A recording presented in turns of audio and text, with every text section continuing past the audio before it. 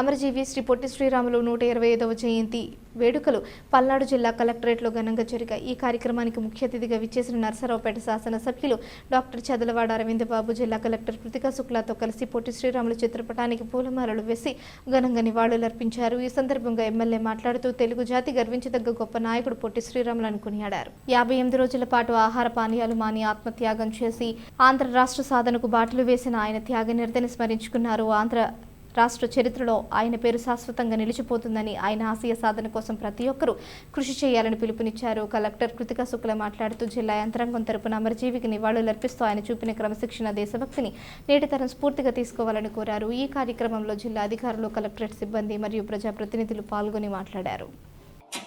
British వారి నుండి స్వాతంత్ర్యం కోసం అల్లూరు సీతారామరాజు నుండి పొట్టి శ్రీరాములు వరకు ఎందరో మహానుభావులు పోరాటం చేసిన, జీవితాలను త్యాగం చేసిన, దేశానికి స్వాతంత్ర్యం వచ్చిన మద్రాసీల నీడన మన జాతి ఉనికి కూడా గుర్తించబడక ఎంతో మథనపడ 1952లో 58 రోజులు సుదీర్ఘ రాత్రులు ఒక్క మెతుకు అన్నం ముట్టక, కనీసం ఒక్క గుక్కెడు నీరైనా తీసుకోక మృత్యువును సైతం తన సంకల్పంతో గెలిచిన వజ్ర సంకల్పుడు, తన రక్త మాంసాలనే ఇంధనంగా మార్చి తన జీవితాన్నే ఒక మహాయజ్ఞంగా మలిచి మనకు ఒక ఉనికిని, ప్రముఖ విద్యాలయాలతో, ప్రసిద్ధ ఆసుపత్రులతో, పచ్చటి ఆహ్లాద ప్రకృతితో, నీటి సరస్సుల వయ్యారాలతో, విశాల రహదారులతో న్యాయ నగరంగా, ప్రజా నగరంగా సాకారమవుతోన్న చోట అభివృద్ధి చెందుతున్న అమరావతికి తనే